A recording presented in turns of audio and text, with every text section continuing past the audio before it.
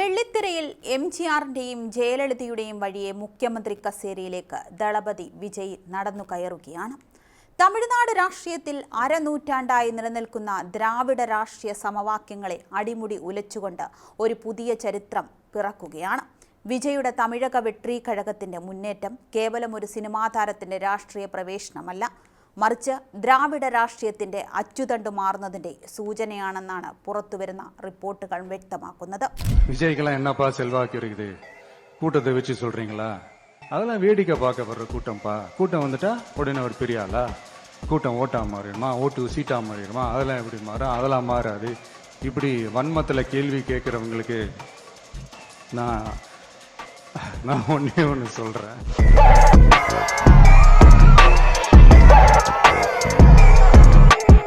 மக்களுக்கு ஒண்ணுன்னா இந்த விஜய் வந்து நிப்பா, இந்த விஜய் வந்து கேள்வி கேட்பா.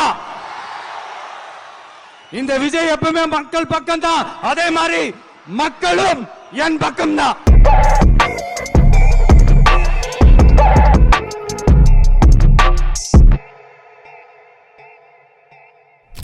DMKയിൽ നിന്ന് തെറ്റിപ്പിരിഞ്ഞ് MGR പുതിയ പാർട്ടി ഉണ്ടാക്കി തമിഴ്നാട് കീഴടക്കിയതിനു ശേഷം ഇത്രയും വലിയൊരു രാഷ്ട്രീയ അട്ടിമറിക്ക് അണ്ണാദുരൈയുടെ മണ്ണ് സാക്ഷ്യം വഹിച്ചിട്ടില്ല.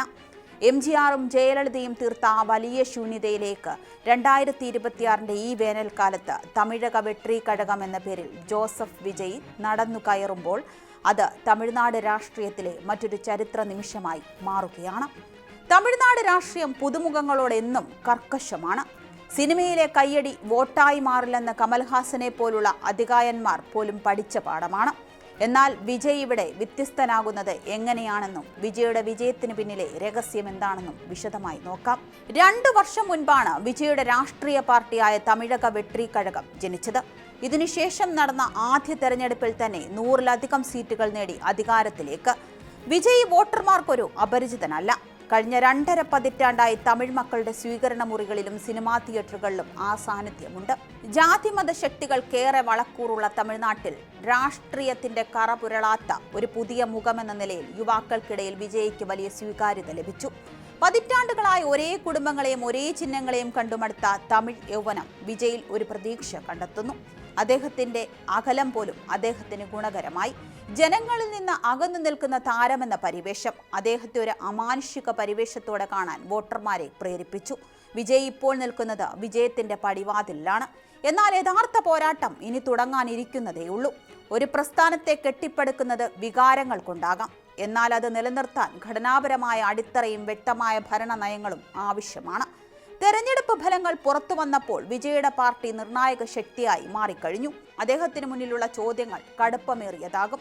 DMKയും AIDMKയും പോലുള്ള വമ്പൻ സ്രാവുകൾക്കിടയിൽ സ്വത്വം നിലനിർത്തുക എന്നത് ഹിമാലയൻ ദൗത്യമാണ്. എങ്കിലും നിലവിലെ ട്രെൻഡുകൾ സൂചിപ്പിക്കുന്നത് തമിഴ്നാട് ഒരു വലിയ രാഷ്ട്രീയ മാറ്റത്തിന് തയ്യാറെടുക്കുന്നുവെന്നാണ്.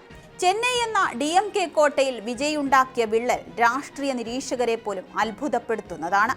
മുൻപ് MGRനും ജയലളിതയ്ക്കും മാത്രം സാധിച്ചിട്ടുള്ള നഗര കേന്ദ്രീകൃതമായ മുന്നേറ്റം ഇപ്പോൾ ഒരു നവാഗത പാർട്ടി കാഴ്ചവെക്കുന്നത് തമിഴ്നാടിന്റെ രാഷ്ട്രീയ ഭാവിയെക്കുറിച്ചുള്ള വലിയ ചോദ്യങ്ങൾ ഉയർത്തുന്നു. BJPയോ മറ്റു പ്രാദേശിക കക്ഷികളോ പരാജയപ്പെട്ട ഇടത്താണ് വിജയ് തന്റെ സ്വാധീനം ഉറപ്പിക്കുന്നത്. വെറുമൊരു ഭരണമാറ്റമല്ല, മറിച്ച് ദ്രാവിഡ രാഷ്ട്രീയത്തിന്റെ ആണിക്കല്ലിളകിയ ഒരു വലിയ വിള്ളലാണ് ഈ തെരഞ്ഞെടുപ്പ് ഫലം അടയാളപ്പെടുത്തുന്നത്.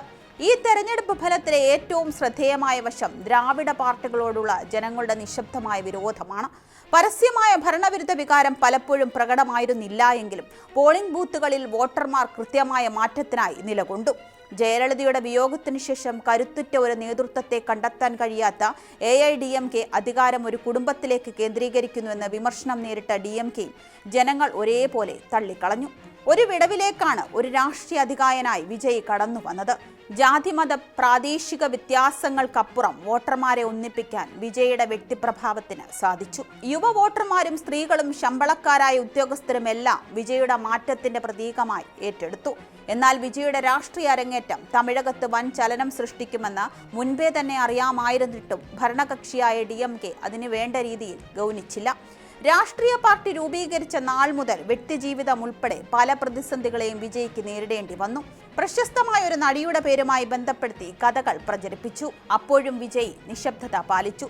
രാഷ്ട്രീയ പ്രവേശത്തിന് മുന്നോടിയായി തന്റെ അവസാന ചിത്രമായി വിജയ് പ്രഖ്യാപിച്ച ജനനായകന്റെ റിലീസ് തടഞ്ഞതുൾപ്പെടെ നേരിട്ടതെല്ലാം കടുത്ത വെല്ലുവിളികൾ. ജനനായകന്റെ പ്രദർശനം ഇപ്പോഴും നിയമക്കുരുക്കിലാണ്. എംജിആറിനും ജയലളിതയ്ക്കും ശേഷം സിനിമ പൂർണ്ണമായി ഉപേക്ഷിച്ച് തമിഴ് മക്കൾക്കിടയിലേക്ക് ഇറങ്ങി വന്ന വിജയ് ആദ്യ തെരഞ്ഞെടുപ്പിൽ തന്നെ തമിഴ്നാട് രാഷ്ട്രീയത്തിന്റെ സമവാക്യങ്ങൾ തിരുത്തിക്കുറിക്കുമെന്ന് എതിരാളികൾ മാത്രമല്ല സിനിമാ സുഹൃത്തുക്കൾ പോലും കരുതിയില്ല എന്നതാണ് യാഥാർത്ഥ്യം. കഴിഞ്ഞ സെപ്റ്റംബർ 27-ന് കരൂരിൽ TVK സംഘടിപ്പിച്ച റാലിയിലുണ്ടായ തിക്കിലും തിരക്കിലും 41 പേർ കൊല്ലപ്പെട്ടതിനെ രാഷ്ട്രീയ എതിരാളികൾ ആയുധമാക്കി. എല്ലാത്തിനെയും വിജയ് നേരിട്ടു. വിജയ്ക്കൊപ്പം തന്നെ തെരഞ്ഞെടുപ്പിൽ ഏറെ ചർച്ച ചെയ്യപ്പെട്ട പേരാണ് നടി തൃഷയുടേത്. ഏറെ സൈബർ ആക്രമണങ്ങൾ നേരിടുകയും ചെയ്തു. വിജയുടെ ഭാര്യ സംഗീത വിവാഹമോചന ഹർജിയിൽ ഒരു നടിയെക്കുറിച്ച് പരാമർശിച്ചത് തൃഷയെ ഉദ്ദേശിച്ചാണ് എന്ന പ്രചാരണവുമുണ്ടായി. വോട്ടെണ്ണൽ ദിനത്തിൽ തിരുപ്പതി ക്ഷേത്രത്തിൽ തൃഷ ദർശനം നടത്തിയെന്നു മാത്രമല്ല വിജയുടെ വീട്ടിലുമെത്തി. തൃഷയുടെ 43-ാം ജന്മദിനം കൂടിയായിരുന്നു ഇന്നലെ. ക്ഷേത്ര ദർശനത്തിനെത്തിയ തൃഷ TVKയുടെ പതാകയുടെ നിറമായ മഞ്ഞയും ചുവപ്പും കലർന്ന ഷോൾ ധരിച്ചത് വിജയ്ക്ക് നൽകുന്ന പിന്തുണയായി വ്യാഖ്യാനിക്കപ്പെട്ടു. ഇത് ദളപതിയുടെ മാത്രം നേട്ടമാണ്. ഒരുപക്ഷെ അദ്ദേഹത്തിന് മാത്രം സാധിക്കുന്ന നേട്ടം. അഭിനയം പൂർണ്ണമായും അവസാനിപ്പിച്ച വിജയ്ക്കിനി പുതിയ ദൗത്യം. തമിഴ് രാഷ്ട്രീയത്തിൽ ഇനി വിജയ് കാലം.